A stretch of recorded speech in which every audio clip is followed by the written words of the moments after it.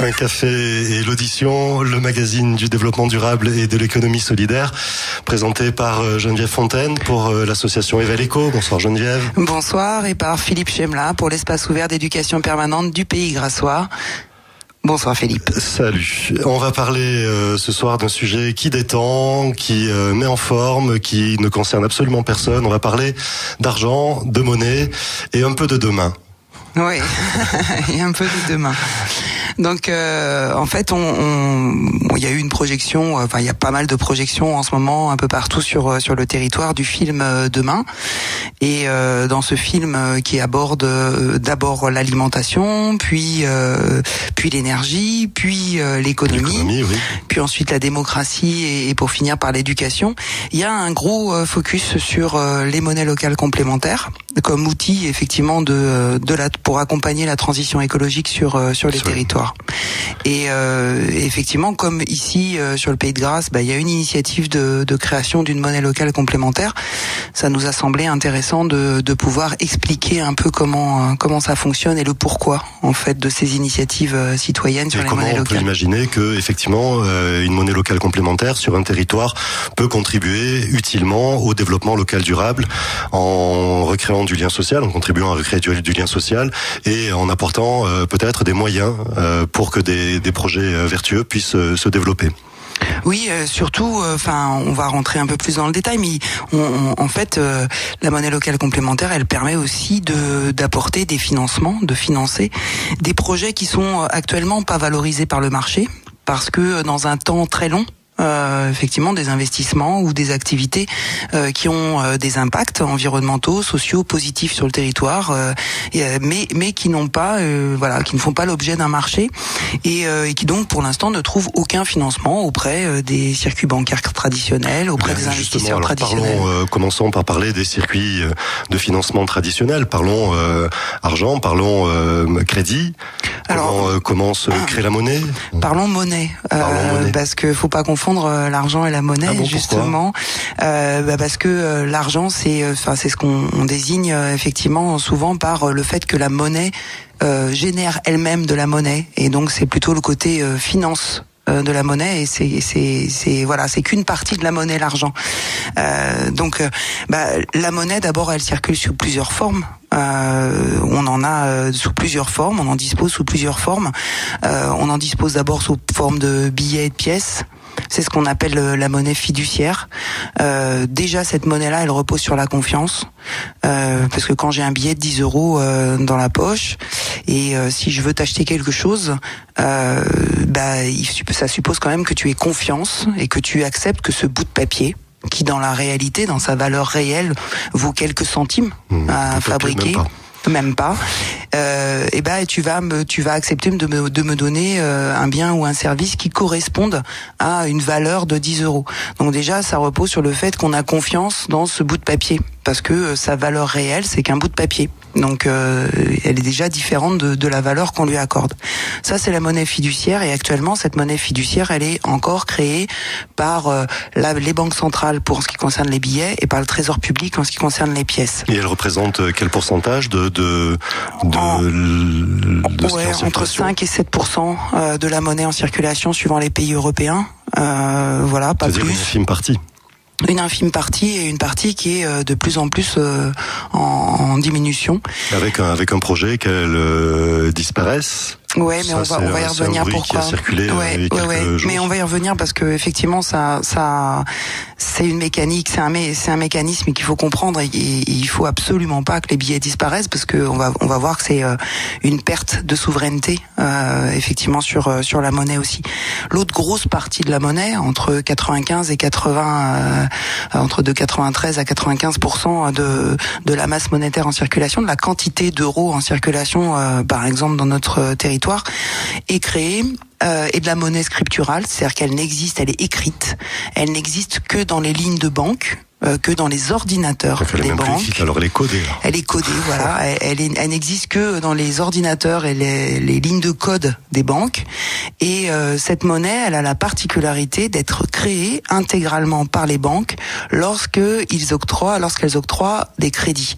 Crédit à la consommation, crédit pour acheter un logement, crédit aux entreprises, crédit aux États. Ça rejoint le problème de la dette. Et c'est donc de l'argent qu'on appelle de l'argent dette, parce que il repose sur une dette. Cet argent qu'on crée, donc quand vous allez demander un crédit à la banque, vous demandez un crédit de 5 000 € pour vous acheter une voiture, la banque étudie votre capacité de remboursement, tout ça, votre fiabilité, votre risque, tout ça, elle vérifie surtout que vous êtes en capacité de payer les intérêts, parce que c'est ça qui va la rémunérer. Et puis, elle va, quand elle vous accorde ce prêt, en fait, elle inscrit 5 000 € sur votre compte. Et donc, elle crée cette monnaie. Cette monnaie, vous allez rembourser, vous allez payer des intérêts. La banque, c'est les intérêts qui correspondent à son revenu. Et quand vous remboursez le crédit, le remboursement de crédit correspond en fait à une destruction de la monnaie. Donc, quand on contracte un crédit, ça permet de faire de la création monétaire. Voilà. Et quand on rembourse un crédit, ça fait de la destruction monétaire. Et au milieu, il y a des intérêts. Ce qui nécessite donc, puisque cet argent a été créé de rien, voilà, ça nécessite que ces intérêts, eux, il faut vraiment les payer. Donc, ça nécessite éventuellement d'être dans une fuite en avant, de toujours être à créer plus de monnaie, donc à octroyer plus de crédit. Donc, on repose sur un système d'argent-dette pour une très grosse partie de notre système monétaire. Et si je reviens à ta remarque de tout à l'heure, aujourd'hui on nous dit oui, il faudrait faire disparaître les billets parce que ça coûte cher, tout ça. Mais ceux qui veulent faire disparaître les billets, c'est les banques commerciales, parce que dans ces cas-là, elles se retrouveraient, s'il y a plus de billets, s'il y a plus de pièces, elles sont 100% aux commandes de la création monétaire aussi. Alors qu'actuellement, la création monétaire, même si c'est encore une infime partie... Bah ouais, à 95%... D'accord, mais ça reste quand même une possibilité, une capacité, donc par exemple une imprimerie pour nous de billets à Clermont-Ferrand, etc., qui permettrait éventuellement de recréer de la monnaie fiduciaire, celle qu'on connaissait, qui a été la première à apparaître sous cette forme-là, si par exemple les ordinateurs ou les banques n'arrivent plus à assurer le système. Donc c'est aussi... garder et puis ça c'est créé en direct par le système des banques centrales et par le Trésor public. On va revenir donc sur le système entre les banques et les banques centrales et la Banque européenne. On va rester sur l'Europe pour l'instant, en faisant une petite pause musicale. Un café et l'audition sur Agora Côte d'Azur. On continue cette discussion sur la monnaie. Donc monnaie scripturale, monnaie fiduciaire. On va peut-être faire un petit focus sur les fonctions de la monnaie quand même. C'est ce qui nous permettra aussi de faire le lien avec l'intérêt des monnaies locales complémentaires. Oui, à quoi sert la monnaie ? À quoi ça sert ? Quelles sont ses fonctions dans nos sociétés ? Il y a des fonctions économiques, il y a des fonctions sociales, puis il y a des fonctions politiques à la monnaie. Souvent, on nous focalise sur les fonctions économiques, mais souvent, tout le temps. Tout le temps, on nous ramène là, mais elles ont aussi énormément de fonctions sociales et politiques. Alors, si on commence par les fonctions économiques, la monnaie a 3 fonctions économiques. La première chose, c'est qu'elle nous permet c'est une unité de compte. Elle nous permet de pouvoir comparer des choses qui sont a priori pas comparables parce qu'on les traduit dans une unité monétaire, l'euro avant le franc, etc., et qui nous permet donc de les comptabiliser. Donc ça, c'est la fonction d'unité de compte. C'est utile parce que effectivement, ça permet de faire des échanges. On a une sorte de code commun. D'ailleurs, c'est un lien avec la culture. On a un code commun qui nous permet de comptabiliser. Donc c'est une fonction d'échange. Non, ça c'est la fonction d'unité de compte. C'est vraiment pour pouvoir compter les choses, et pouvoir comparer la valeur de carottes et puis de tomates en termes d'unités comparables. Voilà, on a une sorte de médium au milieu qui est la monnaie qui nous permet de comparer la valeur des choses. Ça, c'est l'unité de compte. La deuxième fonction de la monnaie, c'est celle que tu cites, c'est une fonction d'échange. Effectivement, la monnaie nous permet de faire des échanges. Et elle se révèle être plus efficace que le troc, puisque quand on fait du troc, il faut trouver la personne qui veut exactement l'inverse de vous. C'est-à-dire que vous avez des carottes et vous voulez des tomates, il va falloir trouver la personne qui veut exactement l'échange inverse. Et puis après, il va falloir... C'est-à-dire qu'il y a des tomates et qui veut des carottes, au même moment. Au même moment. Et arriver à se mettre d'accord avec cette personne sur la valeur d'échange entre les deux. Donc c'est compliqué, surtout pour des denrées périssables. Surtout, ouais. Les carottes moins que les tomates quand même. Voilà. Et puis ça suppose d'avoir en tête un système de prix, donc le prix des carottes en tomates, le prix des tomates en carottes, et puis ça, échanger sur tout ça. Alors la monnaie, par ce fonction d'unité de compte qu'on a vu, elle nous permet de tout traduire dans une seule unité. Et donc elle va faciliter les échanges. Et puis surtout, elle permet de les décaler dans le temps. Je peux commencer par vendre mes tomates, et puis ensuite, une fois que j'aurai l'argent en poche, la monnaie en poche, je vais pouvoir aller chercher les carottes que je veux. Donc ça facilite les échanges, ça fait nettement moins de prix à connaître aussi, parce qu'on n'a plus que le prix de chaque bien ou de service en monnaie, et plus tous les prix, ce qu'on appelle les prix relatifs des uns contre les autres. Donc ça facilite. Voilà. Donc c'est un outil qu'on a inventé parce que ça permet de faciliter aussi les échanges. Et puis plus récemment, on lui a rajouté une troisième fonction économique. Excuse-moi, c'est un outil qu'on a inventé. C'est ce qu'il faut juste pas oublier que la monnaie, c'est juste une création humaine, quoi. Oui. C'est une construction sociale. On fait un peu comme on veut. On fait comme on veut. Voilà, c'est un outil. Et puis il faut pas oublier que c'est qu'un outil. Voilà, au service de la satisfaction des besoins quotidiens. Voilà, c'est pour ça que d'ailleurs on verra que c'est pas ça qui a été la création monétaire au départ. La monnaie au départ était une fonction sociale, mais elle a une fonction économique. Excuse. Et puis il y a une troisième fonction qui s'est rajoutée, c'est la fonction de réserve de valeur. C'est-à-dire qu'on a voulu que la monnaie puisse nous permettre de transférer du pouvoir d'achat d'aujourd'hui à demain. C'est-à-dire que j'ai un billet de 10 € et j'aimerais bien que aujourd'hui, avec ce billet de 10 €, imaginons, je peux m'acheter 10 baguettes. Et j'aimerais que demain, après-demain, dans 3 ans, dans 3 mois plutôt, etc. Il me permette toujours d'acheter, donc de transférer mon pouvoir d'achat dans le temps et de pouvoir acheter la même chose. Et ça suppose que les prix n'augmentent pas trop vite, et ça suppose donc que la monnaie ne perde pas trop vite de sa valeur. Et on lui a ajouté, je dirais que c'est pas irréaliste comme désir sur la monnaie, mais ça a conduit donc à se dire, il faut que la monnaie rapporte de l'argent. C'est le meilleur moyen pour garantir son pouvoir d'achat. C'est que je mets 10 €, je les place en banque, ça me rapporte un intérêt, voilà. Et après, à partir de là, on a commencé à voir dans la monnaie non plus une fonction d'échange, mais quelque chose qui devait un bien qui devait rapporter de l'argent pour lui-même. C'était plus un outil, c'était quelque chose qu'on désirait pour lui-même. Et à partir de là, effectivement, ça ouvre la voie au fait qu'on veut qu'il y ait du rendement, on veut que l'argent rapporte, et on débouche sur la spéculation. Et l'accumulation. L'accumulation, mais surtout le fait que on veut, sans faire d'efforts, qu'on dit que l'argent fasse des petits. Mais ça, c'est pas la fonction naturelle de la monnaie. Enfin, c'est pas sa fonction économique de base.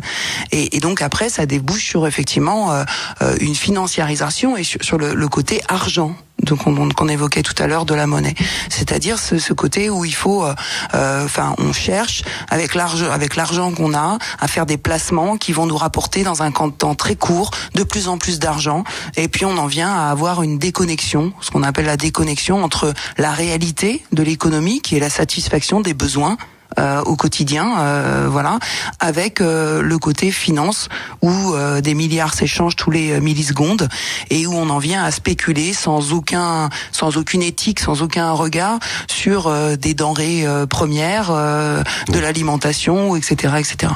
Et avec au bout du compte des personnes qui meurent de faim. La fonction sociale ou les fonctions sociales, peut-être. Ouais, il y a une fonction de lien social. Si vous réfléchissez dans les derniers jours, combien de fois avec des amis, la famille, etc., vous avez parlé monnaie. C'est quelque chose qui la fonction aussi de consommation qu'elle permet de faire partie de la société de consommation. Donc c'est un élément de notre lien social, c'est surtout un élément de notre culture. On a tous des expressions par rapport à la monnaie qu'on partage, et puis c'est que quand on parle de quelque chose, on a tous ce référentiel commun de savoir si ça c'est plutôt cher, ça c'est plutôt pas cher, voilà. Donc on partage, c'est un élément, c'est comme un langage en fait. Beaucoup de sociologues comparent la monnaie au langage. C'est quelque chose qui unifie. Et c'était une des volontés de l'Europe en créant la monnaie unique aussi. C'était d'accélérer la construction d'une culture commune.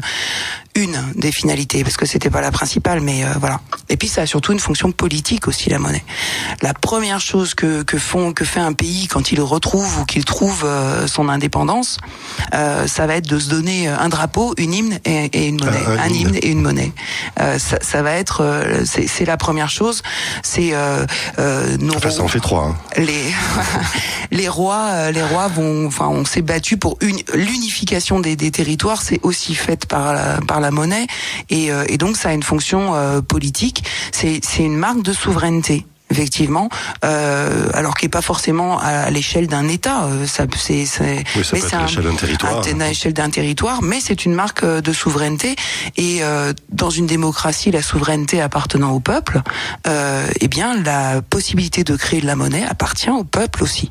Ce qui n'est plus le cas depuis quelques temps. C'est le moment des informations régionales sur Acorac Côte d'Azur. Qui passionne depuis tellement longtemps. Ton amour me donne des frissons, mais ça paye pas mes factures, Monsieur Lennon. Allez, un café et l'audition, deuxième partie. On continue de parler monnaie locale complémentaire. Qu'est-ce qu'on peut faire ?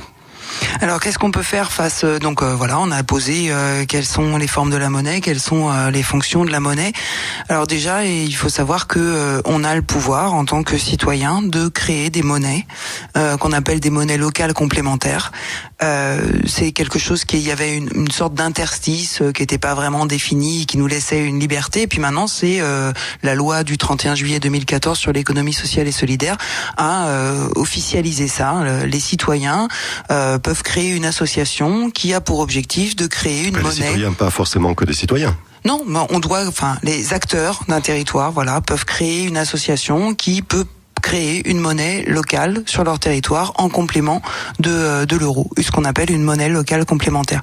Donc c'est un pouvoir, effectivement, comme on l'a dit à la fin de la première partie, la création monétaire relève de la souveraineté et la souveraineté relève du peuple dans une démocratie, et ça c'est un droit qu'on a. Ouais, quand même, quand tu présentes les choses comme ça, pour moi, une monnaie locale complémentaire, ça resterait quand même un outil. Et si on dit ça relève de la souveraineté, ça veut dire que c'est un outil qui peut être utilisé par à peu près tout le monde et n'importe qui. Ça pose la question des finalités. Ah bah tout à fait, tout à fait.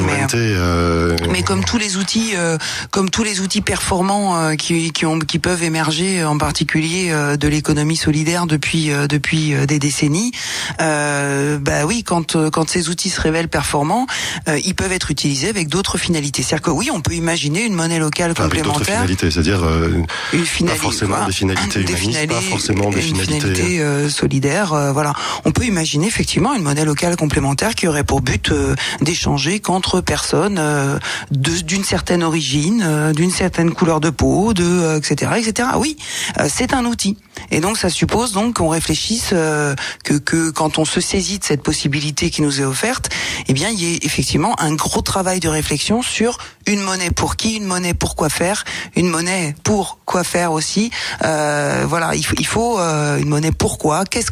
Quel est l'objectif derrière? Quelle est la finalité? Quelles sont les valeurs sur lesquelles on va faire reposer cet outil? Parce que un marteau peut servir à enfoncer des clous, il peut servir aussi à défoncer la tête de son voisin. Donc il faut toujours mettre effectivement les garde-fous. Et c'est le rôle dans les associations, dans les mouvements citoyens qui créent des monnaies locales. C'est le rôle de la charte qui est écrit, qui va poser ces valeurs. Et il faut prendre le temps de se mettre d'accord. Il faut pas aller trop vite pour créer l'outil. Il faut vraiment qu'on soit sûr du pourquoi on le fait. Donc, au terme de la loi de 2014 sur l'économie sociale et solidaire, il est nécessaire de créer une association porteuse dont l'unique objet est de mettre en circulation une monnaie locale complémentaire. Elle ne peut pas avoir un autre objet que celui-là. Non, faut pas qu'il y ait conflit d'intérêt avec autre chose, en fait. Donc, c'est l'unique objet doit être de l'association. D'accord. Mais pour que ça fonctionne, il y a des acteurs très différents. Il faut qu'il y ait effectivement des habitants, des citoyens ou des consommateurs. acteurs, enfin on dit comme on veut, des acteurs socio-économiques, une ou des collectivités. Les finalités ne sont pas forcément les mêmes pour les uns et pour les autres. Se pose la question de la gouvernance autour de tout ça. Est-ce que le statut associatif est adéquat? Pas forcément. En fait, dans l'idée, les monnaies locales, effectivement, émergent. C'est une initiative citoyenne. Donc elles émergent avant tout. Ça c'était il y a 15 ans. Oui, non, c'est toujours dans le texte de loi, c'est toujours considéré comme une initiative citoyenne. Après, citoyen au sens d'acteur d'un territoire. Donc ça peut être effectivement une monnaie interentreprise ou interacteur économique. Ça peut être une monnaie qui s'échange entre des habitants et des producteurs sur le territoire. On voit quand même émerger de plus en plus de monnaies locales qui sont descendantes, c'est-à-dire qui sont à l'initiative de collectivités locales, parce que c'est quand même ça apparaît comme une des solutions face aux crises multiples, à la fois crise sociale, environnementale, économique, politique. C'est-à-dire des collectivités qui se saisissent de l'opportunité de pouvoir refaire circuler. Ouais, alors elles peuvent pas créer elles de monnaie, mais elles vont soutenir l'émergence d'une association dans le cadre qui vont donc on a ça. Alors c'est vrai que le statut associatif est pas forcément celui qui permet de faire converger le mieux les intérêts divergents au départ, mais ça peut être le statut de société coopérative d'intérêt collectif qui peut aussi, mais il faut que ça soit son unique objet de la même manière, porter une monnaie locale. Mais je crois que ce qui est important, c'est qu'on arrive à expliquer comment ça peut fonctionner et à quoi ça sert, pourquoi monnaie locale complémentaire, parce que c'est monnaie, on a un petit peu vu durant la première partie. Oui, mais ça suppose justement, si on prend juste le mot monnaie, ça suppose, puisqu'on a vu qu'il y avait plein de fonctions possibles à la monnaie, ça suppose qu'on réfléchisse, qu'on débatte, parce que c'est aussi un outil de délibération et de débat public. Quelles sont les fonctions qu'on veut que cette monnaie locale complémentaire remplisse? Unité de compte, ok, peut-être. Possibilité d'échange, oui, voilà. Est-ce qu'on veut qu'elle puisse être réserve de valeur? Est-ce que on veut qu'elle puisse servir qu'elle redevienne une fonction spéculative? Une fonction spéculative. Alors, c'est pas l'objet des monnaies locales. L'objet des monnaies locales, c'est de revenir. De toute façon, on n'en a pas encore vu. Non, c'est de revenir aux deux. C'est la différence, par exemple, avec le Bitcoin, qui est une monnaie donc virtuelle et déterritorialisée, puisqu'elle est pas et qui elle a une fonction spéculative qui est très forte. Donc, une monnaie locale complémentaire, elle va se centrer sur les fonctions économiques d'unité de compte et d'échange de la monnaie, et elle va rendre impossible la fonction de spéculation de la monnaie, la fonction de réserve de valeur. Par exemple, en instituant un système de fonte. Déjà par le fait qu'on peut pas la placer dans une banque, cette monnaie locale, pour simplement sur un compte épargne qui vous rapporte un petit intérêt. Ça, c'est pas possible. Et puis après, on peut y ajouter l'idée que cette monnaie, elle peut perdre de la valeur dans le temps. Mais ça doit être discuté, débattu, parce que si ça veut dire que mon billet de 10 unités de monnaie locale, il perd de la valeur au bout de 6 mois, est-ce que c'est pas quelque chose qui me pousse à la consommation alors que j'en avais pas spécifiquement besoin à ce moment-là? Donc tout ça c'est débattu et ça doit être débattu, mais déjà c'est quand on s'arrête sur le mot monnaie, c'est pour quelle fonction? Puis il y a toutes les fonctions sociales. On peut aussi créer une monnaie locale pour renouer du lien social et créer de la cohésion sociale sur un territoire. Comment? On a dit par le côté création d'une culture commune. Autour, il y a souvent, on associe à la monnaie une notion aussi, d'image du territoire. Alors, j'hésite à utiliser le terme identité parce qu'aujourd'hui, il veut dire tellement de choses. Ouais, comme souveraineté. Voilà, mais bon, c'est des mots qui peuvent être utilisés là aussi avec des sens différents. Donc, le fait effectivement que je vais utiliser cette monnaie pour avoir des échanges qui sont locaux. Ça peut être dans l'objectif de dynamiser économiquement mon territoire. Ça peut être aussi dans l'objectif de refermer mon territoire par rapport à des échanges extérieurs. Donc c'est toujours. Au niveau de la fonction sociale, c'est peut-être aussi soutenir certaines personnes qui leur donner. La monnaie locale peut être utilisée. L'utilisation des transports en public, faciliter.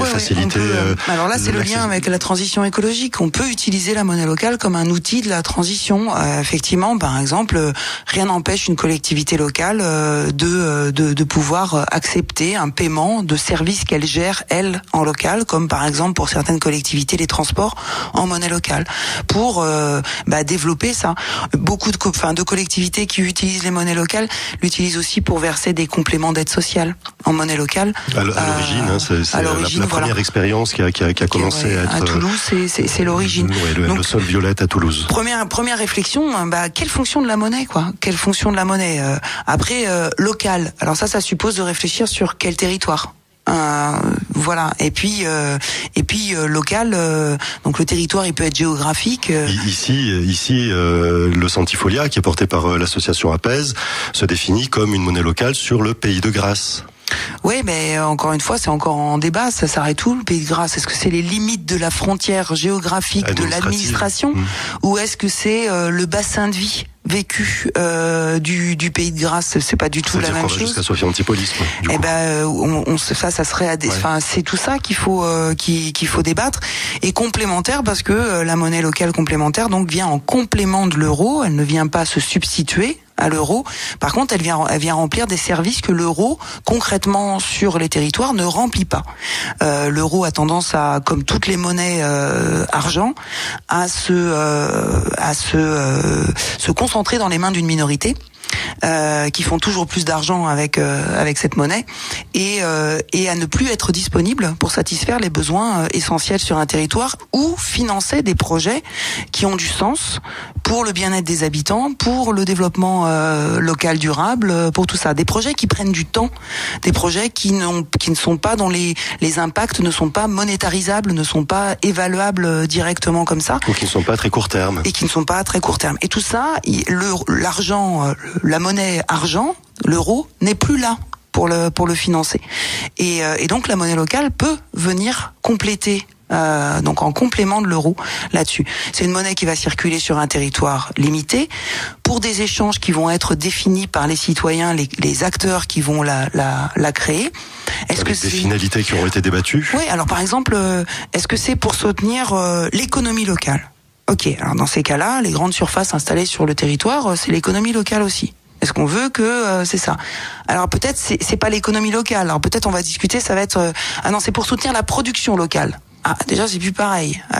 Il y a plus les mêmes acteurs qui sont concernés. Donc c'est tout ça qu'on se réapproprie en discutant sur une monnaie et sur ses finalités. On peut pas faire une émission sur la monnaie sans un petit coup de Pink Floyd, hein. Allez, on va quand même préciser que ici sur ce territoire, plutôt répéter que sur ce territoire du Pays de Grasse, il y a bien une initiative de monnaie locale complémentaire qui s'est mise en perspective depuis maintenant 2 ans et demi, avec des ateliers permanents qui ont été animés par l'association Evaleco notamment, pour parler de monnaie, de parler des finalités, des fonctions, etc. Et puis de poser le débat. L'association porteuse existe. Elle s'appelle APES, Agir pour des échanges solidaires et écologiques. Et vous pouvez prendre contact en appelant la SCIC Tetris, puisque l'association APES fait partie du pôle territorial de coopération économique du Pays de Grasse, au 04 93 77 51 93. Les monnaies locales ne sont quand même pas les seuls outils des finances solidaires. Ce serait dommage de ne pas terminer cette émission en parlant un petit peu des autres outils qui existent aujourd'hui pour tenter de financer moi ce que j'aurais tendance à appeler une économie réelle sur un territoire. Oui, une économie réelle sur laquelle on réfléchit aussi au sens. Parce que l'économie réelle, ça peut être aussi aux impacts, parce que ça peut être aussi de financer une multinationale qui exporte, voilà. Donc c'est pas que l'économie réelle. On a les moyens de définir l'ancrage au territoire, les outils de l'économie solidaire, mais c'est pas le propos là. Alors la première chose que en tant que citoyen, voilà, une fois qu'on a compris que l'argent, comment fonctionne l'argent dette et cette idée d'argent spéculatif. Et donc on a un pouvoir avec son argent. Et donc, la première chose, c'est s'interroger, que fait ma banque avec l'argent que j'ai sur mon compte, et en particulier sur mes comptes et éventuellement épargne. On a le droit de les interroger quand même. Faut pas oublier qu'on est client des banques et que ça nous viendrait pas à l'idée de répondre aux injonctions de notre boulanger. C'est la banque qui est au service de ses clients. Oui, c'est ça. Et que quand le banquier vous téléphone pour vous demander, vous donner l'injonction de venir, n'oubliez pas que jamais vous n'accepteriez de votre boulanger qui fasse pareil. Donc on reste client et c'est à nous de décider. Donc aussi d'interroger sur qu'est-ce que vous faites avec l'argent qui est sur mon compte épargne, et donc de vous apercevoir que peut-être il y a des banques qui sont plus ou moins éthiques et que certaines alimentent avec votre épargne de la spéculation qui peut être sur des choses que vous ne cautionnez pas. Donc choisir où on met son argent, c'est la première chose, ou en tout cas s'interroger là-dessus. Il existe une banque éthique et solidaire, la NEF, donc qui vous garantit que votre argent servira à financer uniquement des projets. La NEF ne se finance absolument pas sur les marchés. Et que l'argent que vous déposez servira à financer des projets qui sont locaux et avec un sens en termes de développement durable et de finalité sociale. Donc voilà, on a quand même un choix, première chose. Voilà. Après, il y a d'autres outils. Il y a d'autres outils. Après, cet outil-là, il est accessible à tout le monde. Oui. Après, les autres outils, ils sont plutôt accessibles à des personnes qui vont avoir quand même de l'argent, un petit peu, et qui vont se poser la question. On peut par exemple rejoindre une cigale. Une cigale, c'est un groupe d'investisseurs, un groupe de personnes qui ont de l'argent et qui vont se regrouper pour faire une caisse mutuelle et qui vont ensuite décider de financer des projets locaux. D'accompagner au financement financement. Parce que souvent, quand une cigale va par exemple mettre à disposition 2-3 000 euros, ça fait un effet de levier aussi pour obtenir un prêt, et ils ne prennent pas d'intérêt. Voilà. Donc ils viennent financer solidairement des projets de territoire. Il y a actuellement donc un réseau régional de cigales qui est en train de se redévelopper. Il a été très vif jusqu'à la fin des années 2000. Ça s'est un petit peu essoufflé et ça redémarre. Il y a aussi la possibilité de l'épargne salariale solidaire. Oui, en tout cas, donc il y a l'épargne salariale, et là aussi de s'interroger sur où est-ce qu'elle est placée. Et lorsque dans votre entreprise vous avez accès à de l'épargne salariale, eh bien vous pouvez aussi demander à ce que ce soit fléché vers des initiatives de territoire.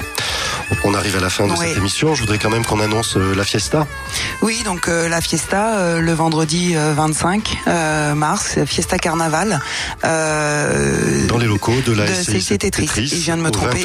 C'est le jeudi 24, parce que le vendredi 25 c'est la soirée jeu. Voilà, vous avez le choix. Ou vous venez faire la fête le jeudi 24, ou vous venez jouer le vendredi 25.